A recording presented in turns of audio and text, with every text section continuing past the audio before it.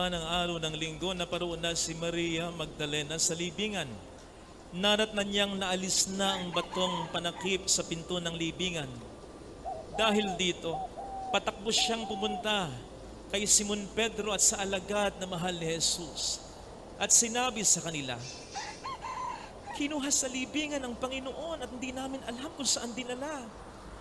At si Pedro at ang nasabing alagad ay nagpunta sa libingan. Kapwa sila tumakbo, ngunit si Pedro ay naunahan ng kasamang alagad. Yumuko ito at sumilip sa loob.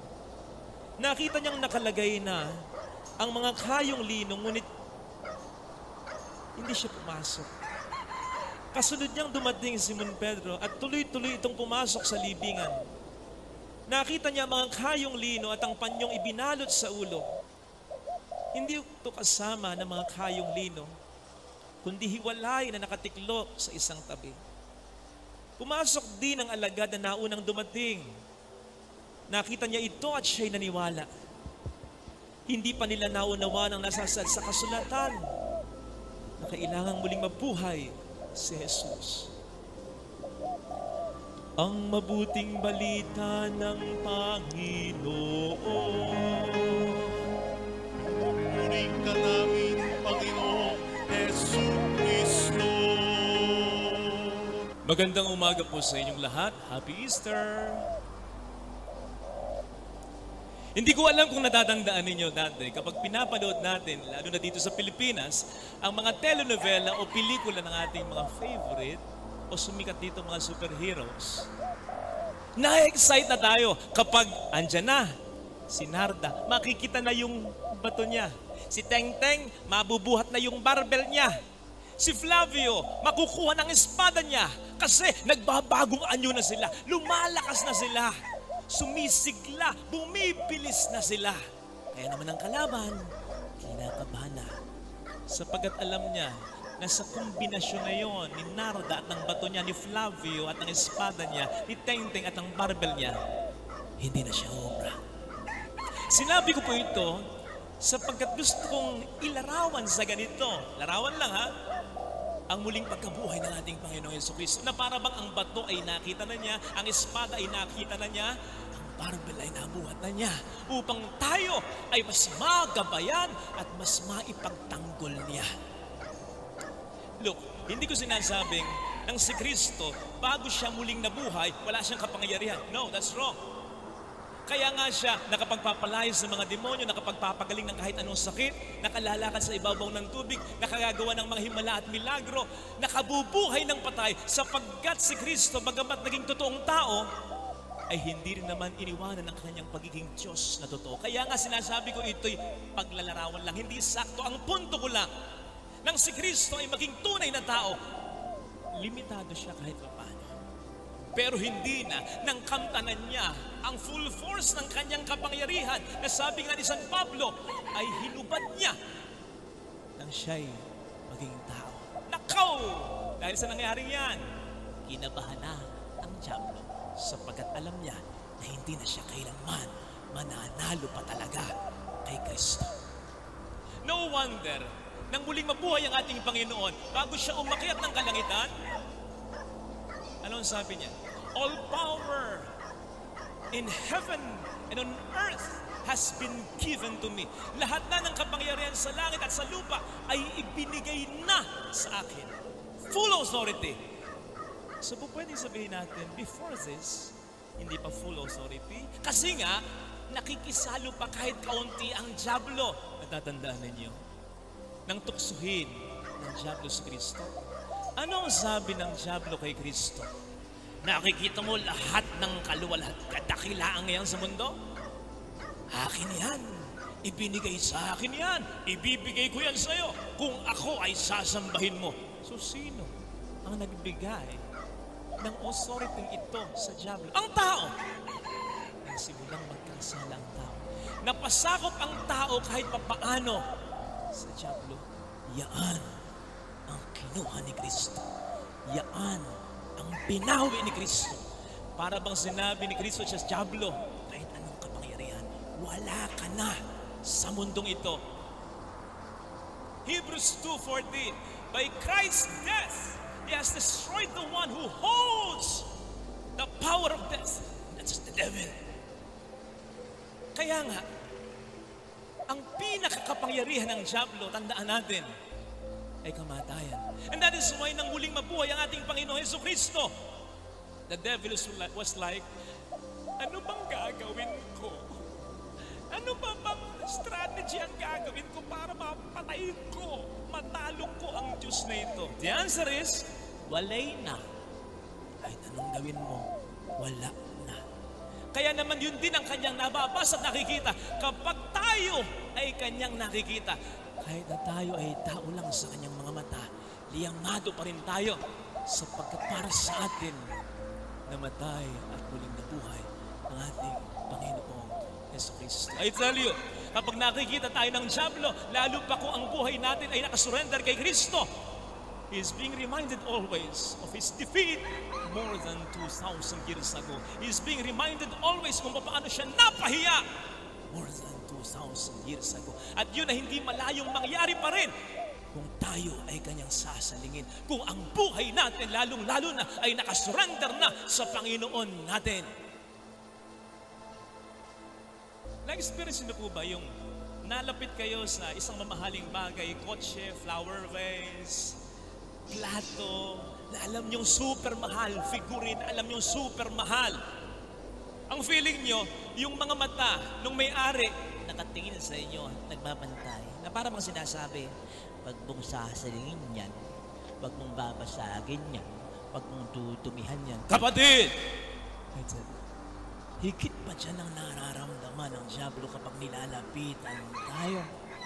Nakikita niya, very uncomfortable siya sapagkat ang mga mata ng Diyos ay nakatingin sa Kanya. Looking at Him, staring at Him, winawarningan siya. Huwag mong sasalingin yan. Huwag mong bibigyan ng pagsubok na higit sa Kanyang kakayanan yan. Mahal ko yan. Dugo ng minamahal kong anak ang pinangtubos ko dyan. Palakpakan natin ang ating Panginoon. Likewise, halimbawa, isipin po ninyo, imagine, kung tayo baon sa napakalaking pagkakautang, tapos ang utang na ito hindi natin kailanman mabayad-bayaran. Kaya naman ang ating pinagkakautangan, lagi tayong sinusumbatan, ikaw. Anong reaksyon natin? Ano sa palagay mo ang mararamdaman mo? Hindi kaya parang pugot na ang ulo mo, lubog na ang ulo mo sa kahiyan? Bagamat hindi lahat ng utang o may utang may ganyan. Yung iba kapag utang mo, siya lang ang may utang sa iyo. Pag nakita mo, taas pa no, di ba? Pero ibang topic na yan. Ang natural na reaksyon ay yung nahihiya tayo, uncomfortable tayo kahit pa paano. Kasi feeling natin, hawak tayo sa leeg ng ating pinagkakautangan. He has the authority over us. Kapatid, kung hindi namatay at muling nabuhay si Kristo para sa ating lahat, higit pa dyan ang ating magiging pakiramdam sapagkat kahit anong gawin natin, hindi tayo makababangon sa naging kasalanan natin. Mula noon hanggang ngayon, we will always fall short. Kaya ang Diablo masasay na tayo na lagi niyang sinasabi sa atin, hanggang dyan ka na lang. Hindi ka nagagaling sa sakit mo. Wala nang magandang mangyari sa buhay mo. Hindi na mabubuo ang pamilya mo. Wala nang magandang balak ang Diyos para sa iyo. Masasanay tayo ng ganyan na sasabihin sapagkat magkakaroon siya ng karapatan kung hindi namatay at muling nabuhay para sa atin ang ating Panginoon Jesucristo para sa ating kaligtasan. Pero dahil siya'y muling nabuhay, not this time, hindi na po pwedeng sabihin at isumbat sa ating palagyan ng demonyo yan. That is why, kapatid, kapag hanggang ngayon, naririnig mo ang Diablo na panay ang sabi sa'yo, walang magandang mangyayari sa'yo, hanggang diyan ka na lang. Hindi na mapupo ang pamilya mo, hindi ka nagagaling sa sakit mo, hindi makakaahon sa negosyo, wala ka na nga makikitang matino at magandang trabaho. Kapatid, hindi na totoo yan. Pang-bluff na lang yan. Panakot na lang. Ayan. Sapagkat ang totoo, panalo na tayo sa laban. Alam niya kung yan ay ating i-claim lang at paniniwalaan. Hindi niya po pwede tayong api-apihin na lang. Kasi ang laban natin ngayon, ano man ang laban natin ngayon, napagtagumpayan na para sa atin ni Kristo more than 2,000 years ago. So kung ano ang laban mo kapatid ngayon sa buhay mo, ano man ngayon ang problema mo sa buhay mo, replay na lang ito ng napagtagumpayan ng laban ni Kristo para sa atin more than 2,000 years ago. So pagkatandaan mo, hindi lamang ang kamatayan ng kanyang napagtagumpayan, kundi ang lahat ng puwersa ng kasamaan, lahat ng mga pangit na nangyayari sa buhay natin, na hindi ang Diyos ang may kagawan, kundi ang demonyo lang. Lahat ng iyan, napagtagumpayan na once and for all ng ating Panginoong Jesucristo. Wala na yung kapangyarihan para sa ating mga tao. Nasa sayo na lang kung magpapakatanga ka na maniniwala sa dyablo na pwede ka bang matalo. Parang ganito lang yan, na tandaan ko. Championship. Game 7 na. Nanalo yung team ko. Pasensya na sa mga taga Ginebra. Second team ko lang yan. San Miguel talaga ako. Nanalo. Finals. Champion na. Hindi ko lang napanood. Father, paano ka nakasigurado? Ang daming balita Nasa Facebook na. Nasa news na. So sigurado ko, panalo, champion talaga. Dahil maganda raw po yung laban. Pinanood ko. Kasi sabi sa akin ng isang pare, panoorin mo, San Miguel din siya. Takot ka nun talaga. Ganon. Kakabahan ka. Kahit alam kong champion na, pinanood ko pa rin. Alam niyo po ba? At one point, talaga, promise, nabatukan ko slight ang sarili ko. Bakit? At one point, digit ko talaga yung laban. Nakalimutan ko, replay lang. Kinabahan ako. Diyos, ano ba nangyayari? Bakit gano'n ang nangyayari? Nakaw, pangit yung call. Nabatukan ko talaga yung sarili ko. Na parang sinabi ko, ay, tanga ka ba? Replay lang yan Panalo ka na. Kapatid, kailanman, sa pagkakaalam ko hindi na nabago ng replay ang tunay na nangyari na. Panalo ka na. Panalo ka na. Hindi na mababago yan. Kaya ano man ang problema mo ngayon, sinasabi ko sa iyo, makalulusot ka. Ang pandemyang ito, matatapos ito. Sinisigurado ko, malalampasan natin ito. Malulusutan natin ano man ang problema natin ngayon, sapagkat ang kabuuan ng problemang ito ay napagtagumpayan na ng ating Panginoon. Naiintindihan ko, nadadala ka lang ng sitwasyon. Naiintindihan ko, nahihirapan ka lang ngayon. Pero kapatid, mamili ka kung paano namili ako. Ano bang paniniwalaan ko? Yung alam ko, nakita ko, napanood ko sa news, panalo na yung team ko, o yung nararamdaman ko ngayon na ang replay ay pinapanood ko. Mamili ka. Anong paniniwalaan mo?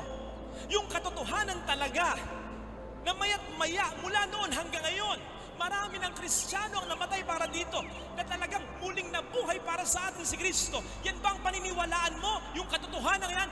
O yung nararamdaman mo ngayon sapagkat bigat na bigat ka sa sitwasyon mo? Kapatid, madali lang yung tanong.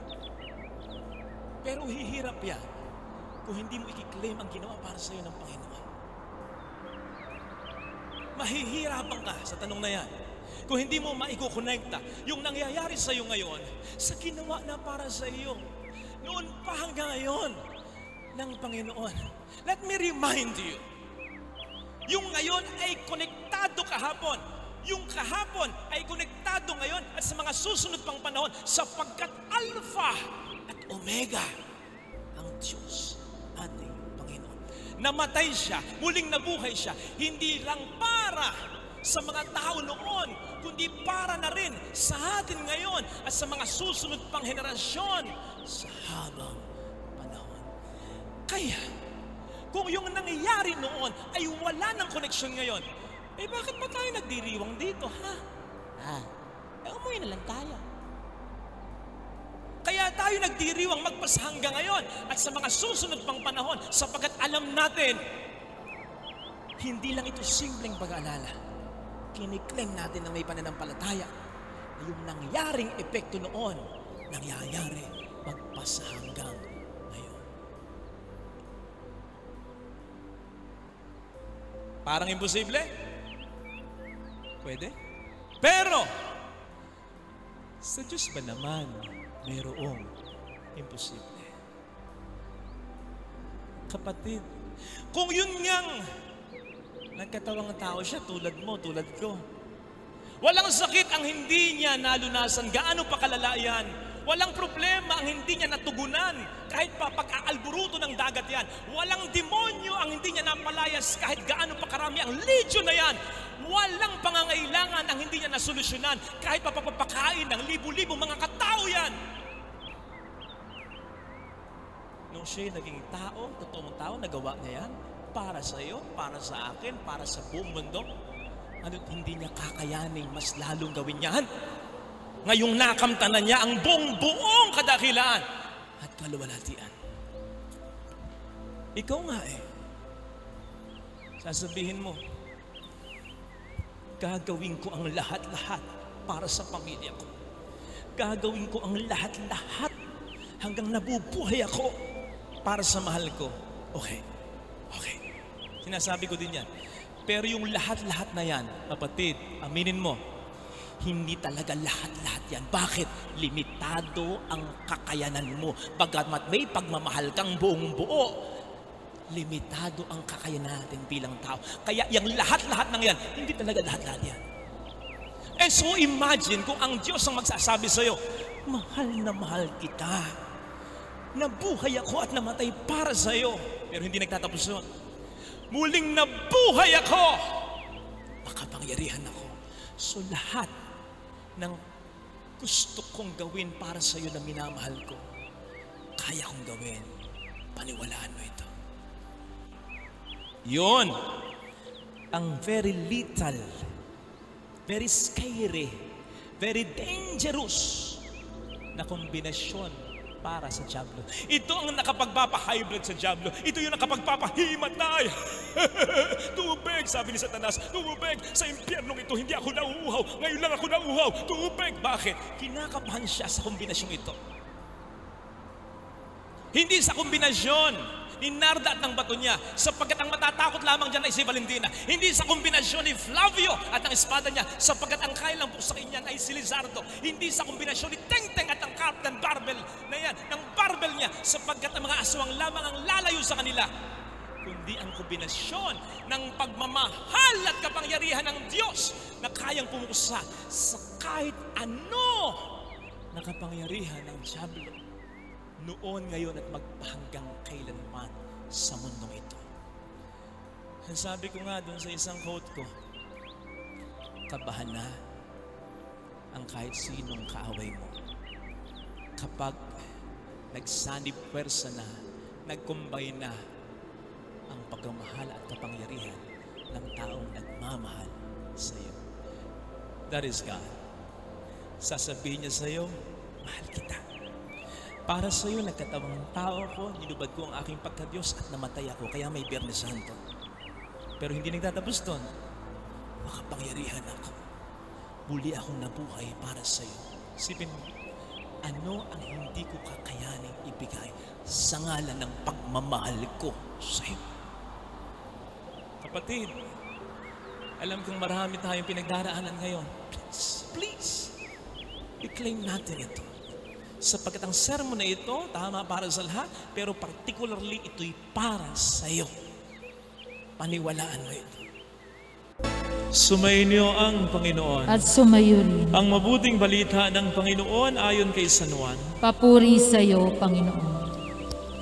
Noong panahong yon, sinabi ni Jesus sa kaniyang mga alagad, kaunting panahon na lamang at hindi na niyo ako makikita. At pagkaraan ng kaunting panahon pa, ako inyong makikita uli. Nag-usap-usap ang ilan sa mga alagad. Ano kaya ang ibig niyang sabihin? Bakit niya sinabing kaunting panahon na lamang at hindi natin siya makikita? At pagkaraan ng kaunti pang panahon ay makikita uli. Sabi pa niya ay, sapagkat ako'y paroroon sa Ama. Ano kaya ang ibig niyang sabihin ng kaunting panahon na lang?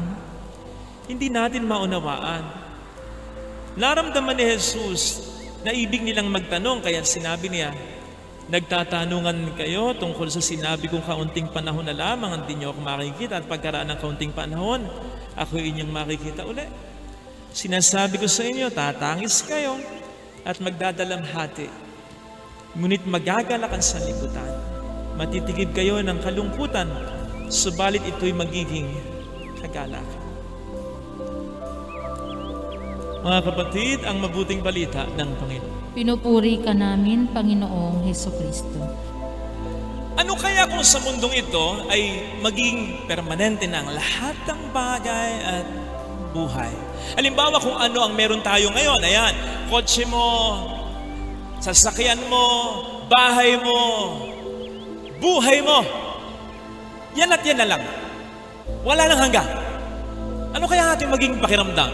O di ba, kapag tayo nagbe-birthday, ang isa sa mga laging binibiro sa atin ay ang mga salitang, Happy birthday! Mabuhay ka hanggat gusto mo. Paano kung ito'y magkakatotoo? Di ba? Aminin man natin o sa hindi. Sapagkat may mga bagay sa ating buhay na nasisira, nawawala. May mga buhay na nawawala, lumilisan, namamatay. Directly man or indirectly. Sabi natin nang may sentimiento, ba't nga kaya kinakailangan pang masira? Ba't nga kaya kinakailangan pang mawala? Ba't kinakailangan pa siyang lumisan? Ba't kinakailangan pang mamatay? Ano kaya kung once and for all sabihin ng Diyos, ang dami niyong alam, ang dami niyong reklamo, you are questioning my wisdom. O sige, once and for all, lahat permanente na. Yan na yan, wala nang bawian. Again, ano nga kaya ang ating magiging pakiramdam? Habang ito'y iniisip ko at pinagninilayan, naisip ko ang aking karanasan sa seminaryo. Personally, sa palagay ko, noon, palagay ko hanggang ngayon at sa mga susunod pang panahon, ang isa sa mga dahilan kung bakit ang isang seminarista ay pupwede talagang mainip, ay nabubuhay lamang siya sa loob ng seminaryo. Minsan lang siya nakakalabas. Nung panahon namin, may free afternoon every week. Lalabas kami sa Friday yata noon, 12:30, babalik kami ng 5:30. So yun lang. Saan ka makakagawi noon? Sa tabi-tabi lang.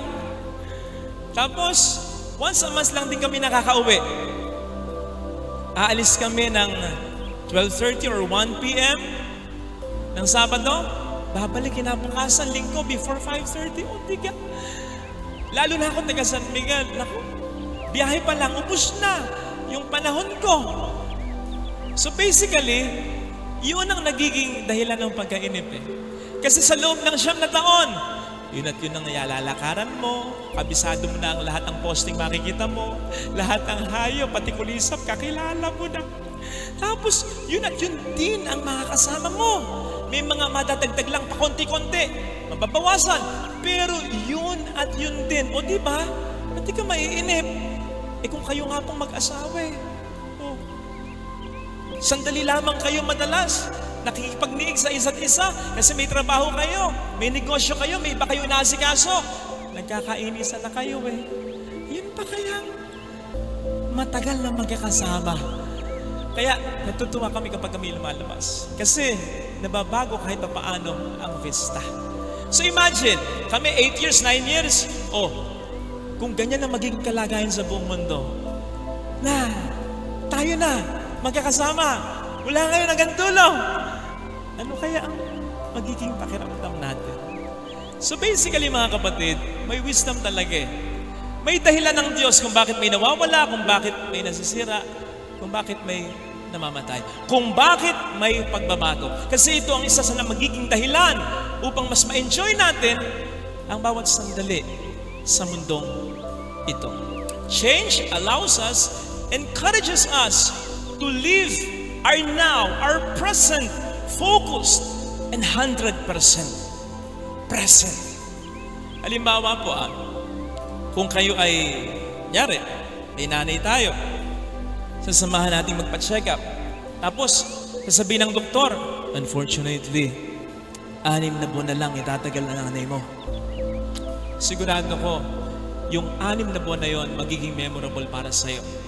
Mas magiging memorable yung 6 na buwan na yon kaysa sa ibang mga panahon na parang na-neglect mo, realizing na ang nanay mo'y nandyan pa rin naman. Di naman mawawala. Mas ma-enjoy mo eh. Mas masa-savor mo. Mas nanamnamin mo ang bawat sandali na parang yun na ang huli. Whereas, kung sasabihin ng doktor, alam mo, ngayon lang namin na-encounter yung genes ng nanay mo eh. One of a kind. Superhuman genes. Tatagal pa siya ng mga 100 taon. Hindi siya manghihina. Lalakas pa yan. Sa palagay mo, mamaximize mo yung oras mo kasama ang nanay mo? I don't think so. Kasi sa pakiramdam mo, nandyan pa rin naman siya. Hindi pa rin naman talaga mawawala. So that's it. Mas nanamnamin natin ang bawat sandali kasi alam natin, hindi natin makukulong ang bawat sandali. Ang panahon ay lumilipas.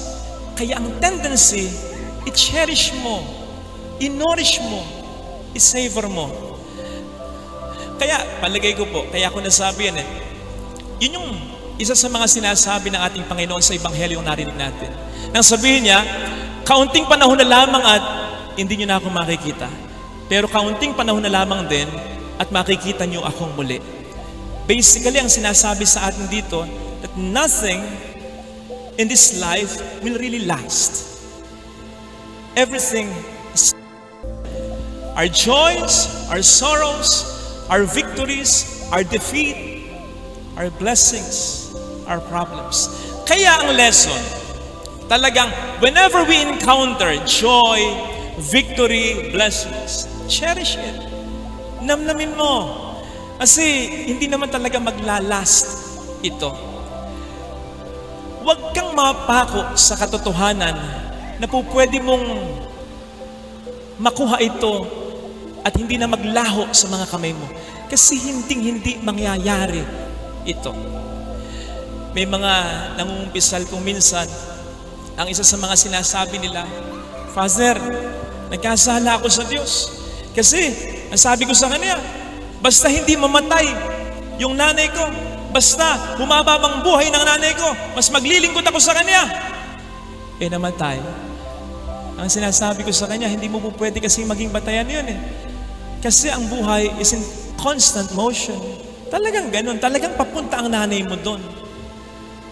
Halimbawa ka ko, sa ilog, tumingin ka, makita mo yung ilog, makita mo yung mukha mo. Sa moment na ilubog mo yung mukha mo sa ilog, yung tubig na nakita mo bago mo ilubog yung mukha mo, iba na yung tubig na nasa ilalim nun kaysa nasa ulo mo. Kasi constant motion yung ilog. Nagbabago. Ganun ang buhay. Eh kahit sabihin ko, ako ito, bago ko sabihin yung ako ito. In fact, habang sinasabi ko yung ako ito, hindi na ako yun eh. Kasi may mga particles sa body ko na nasisira, nawawala at nagre-regenerate. Ganun ang buhay. Kaya't kapag inisip natin na hindi po pwedeng magbago, hindi po pwedeng mawala, hindi po pwedeng masira, hindi po pwedeng matay, madidisappoint lang tayo. Kasi hindi ganun ang buhay.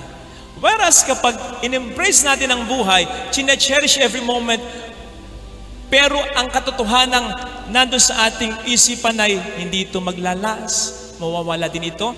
I-cherish natin yon, pero hindi tayo magkikling doon habang panahon. Realizing that, ganun ang buhay. May blessings man na mawala, may blessings naman din na darating.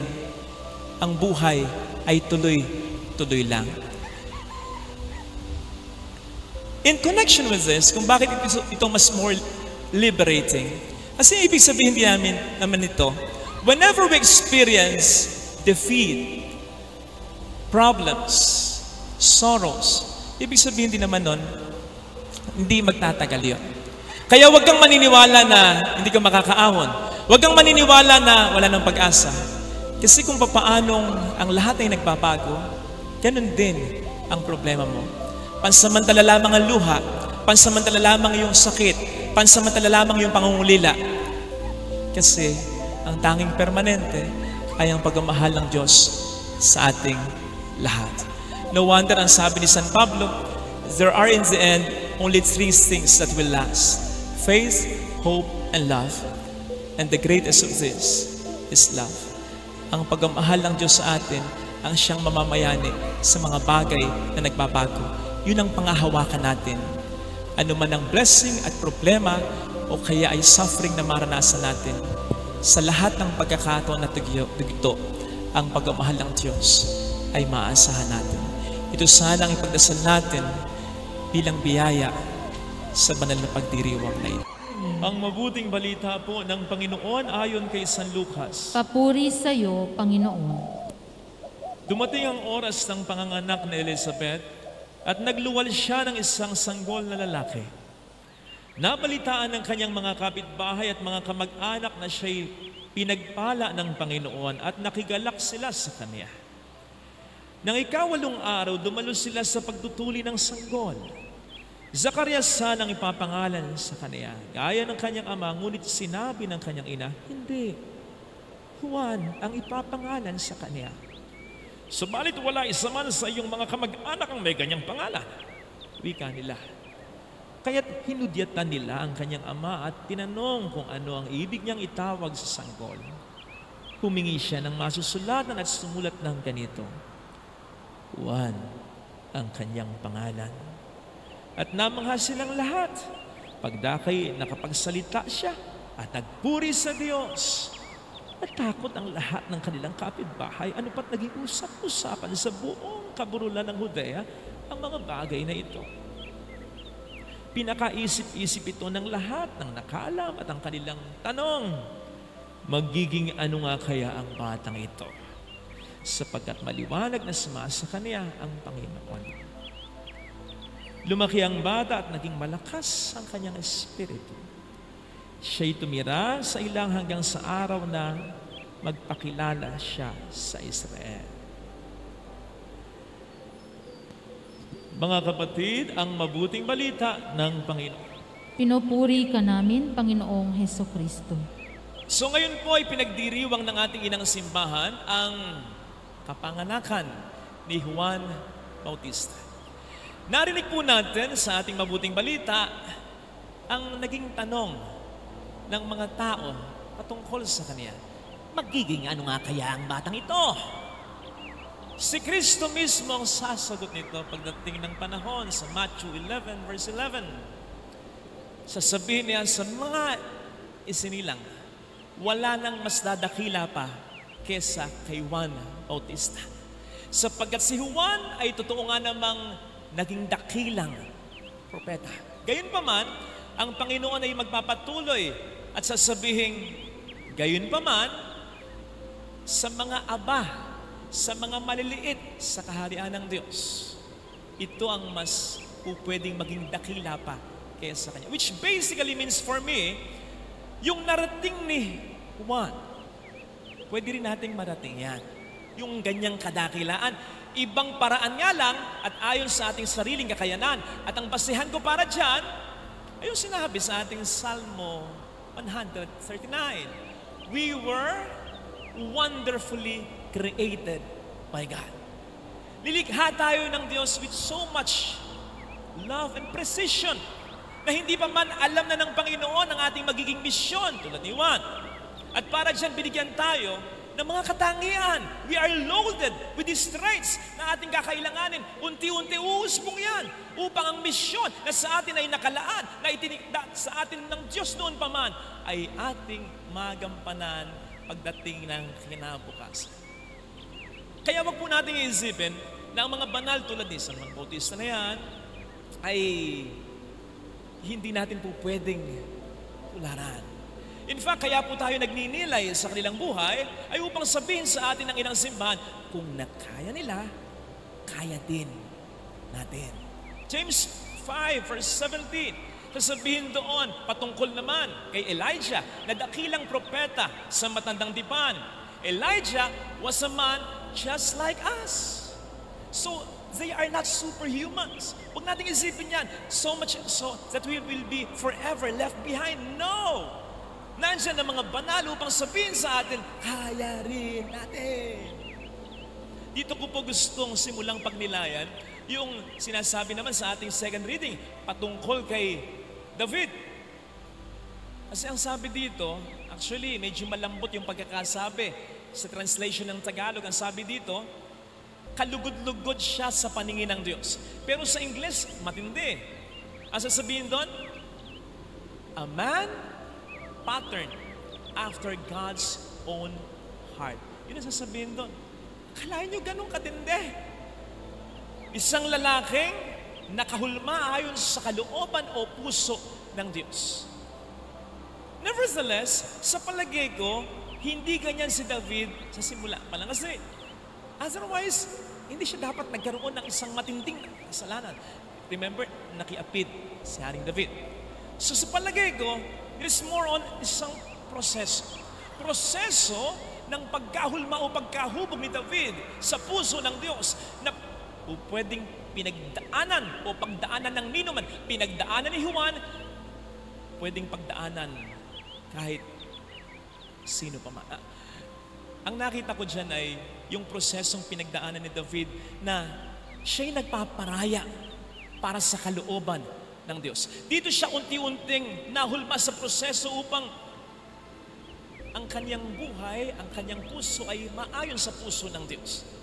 Kung babasahin po ninyo ang 1 Samuel 16 verse 13 and following, doon makikita po natin na i-anoint ng Diyos si David bilang hari ng Israel. And the Holy Spirit would be upon him. I-anoint siya ng Diyos sa pamamagitan ni Prophet Samuel. Pero mapapansin po ninyo, pagkatapos ng anointing, anong gagawin ni David? Saan siya pupunta? Sa bukid. To tend his father's sheep for about 5-6 years. Patuloy siyang utos-utusan ng kanyang ama at ibubuli ng mga kapatid niya. I don't know with you, pero kung ako si David at ako yung utusan ng aking ama para mag-alaga ng tupa, baka ang sabihin ko, tay, teka lang po. Nakita niyo po, yung ulo ko, masapas sa langis, anointed as king, di po ba? Hindi ko na po gawain yan.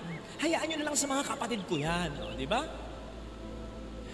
Besides, alam po ba ninyo, while he was anointed, ang kanyang mga kapatid ay nakikipagdigma na, ngayon nung panahon ngayon ay, kahit naman hanggang sa ngayon, patunay ng pagiging tunay na lalaki. Samantalang siya ay nag-aalaga ng tupang mag-isa. Kung ako si David, pwede pa ako magreklamo sa Diyos At sabihin ko, ano ba yung anointing na yun? Kunwarian lang? Nasaan ang aking kaharian? Bakit ako nasa kabukiran? Hindi yata totoo yan. Tapos pagtatrabahuin mo pa ako sa kaharian ng isang hari na ang trono ay dapat nasa akin, Kasi po, ang hari noon ay si Saul. Pero siya ang inanoint ng hari ng Panginoon. Pero si Saul, ang ginawa, hinahir si David. Kasi napakagaling niyang tumugtog Kapag tumutugtog si David, gumagaan ang pakiramdam ni Saul. So imagine yung sitwasyon ni David. Nandun na siya, tumutugtog. Nandun si Saul, nasa trono. Kanya yun Siya dapat yung nakaupo dun Kung bakit pinagtatrabahuan niya pa yun. Hindi lang ito, ang dami pa ng mga naging paghihirap ni David na hindi na natin iisa-isahin pa. Pero sa kabila ng lahat ng ito, nagparaya siya sa kalooban ng Diyos. O di ba't ganyan din, San Juan? I'm sure he enjoyed, in one way or another, yung kanyang pagiging greatest prophet. Sapagkat ang kanyang pagiging propeta ay nakaugnay. Kasunod lang ng pagiging propeta ni Kristo na pinsan niya. Ganun siya kadakila.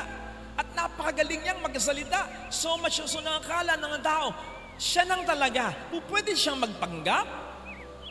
Pwede siyang magsinungaling.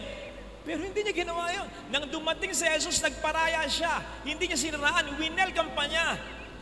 Binilda pa niya. And true enough to his words, I must decrease so that He might increase. Nagparaya siya. O hindi ba't ganyan ang ginawa ng ating Panginoong Jesucristo? Dumating sa mundong ito, siya ang may-ari ng mundong ito, pero hindi niya inangkin ito.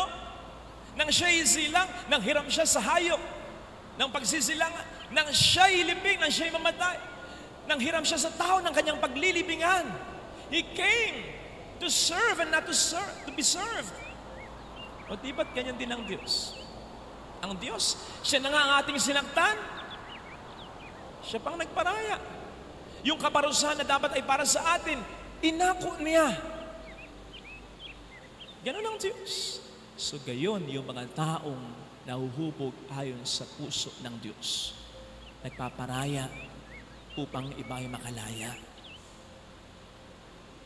Just the other day, umattend po ako ng funeral mass para sa tatay ng isang paring namatay. At ganito yung kwento, ha? Ito yung upuan ko, nandyan sa harap ko, sa harap na pew, yung kaibigan ko si Father Alan Antonio. Siya po yung chairperson ng Diocesan Committee on Liturgical Music. Siya yung conductor natin kapag may mga halagang pagdiriwang sa ating diocese. Magaling. Nag-aral siya talaga, pinag-aralan niya ang musika, authority in music. O ito ngayon. Habang nagmimisa, so kanta. By the way, yung nasa likod ko pala, hindi na po mga pare, mga laiko na. So sa misa, kanta. Sa likod ko, may mga ganadong kumanta. Kaya lang ang problema, sintonado. Talagang nangingibabaw. May isa hanggang dalawa. Oo. Okay lang sana na pagdidiisan naman, di ba? Kaya lang pansin ko, si Father Alan, parang sumisimpleng tumitingin sa gawi ko. Oo. Lalong-lalo na kapag nangingibabaw na nga po yung sintonado, tumitingin siya sa gawi ko. Yung sintonado nasa likod ko. Kaya feeling ko ako ang napapagbintangan ni Father Alan Antonio. Hindi ako nakatiis. Talaga kinalapit ko siya. Nung naglin siya sa akin gano'n, naglin din ako, binulong ko. Kaibigan ko, gusto ko nang linawin sa iyo. Hindi ako yung sintonado. Yung sa likod ko. Ako natawa siya. Sa loob-loob ko, sabi na nga ba, akala niya ako. Pero alam po ninyo, hindi ako naging masaya kahit ako inaabsweldo. Lalong-lalo na nung parang nakita ko pa si Father Alan na luminga din dun sa laiko na nilaglag ko. Kasi naisip ko, nako, ba't ba kumibo pa ako? Sana nagparaya na lang ako. Ano ba naman yung okay lang na ako'y napagbintangan? Kesa nailagay ko yung tao sa kahihiya. Mga kapatid, mahirap magparaya. Mahirap yung hindi mo makuha yung talaga na sa palagay mo ay entitled na para sa'yo. Mahirap din akuin ang sakripisyo ang kaya ng ating kapwa-tao. Pero tandaan po natin dito tayo mas nahuhubog ayon sa kalooban ng Diyos. Kapag tayo nagpaparaya upang iba ay makalaya. Tandaan po natin na sa diwang yan, tayo pinalaya ng Panginoon sa kasalanan. Tandaan po natin na sa diwang yan, tayo pinalaya ng tao sa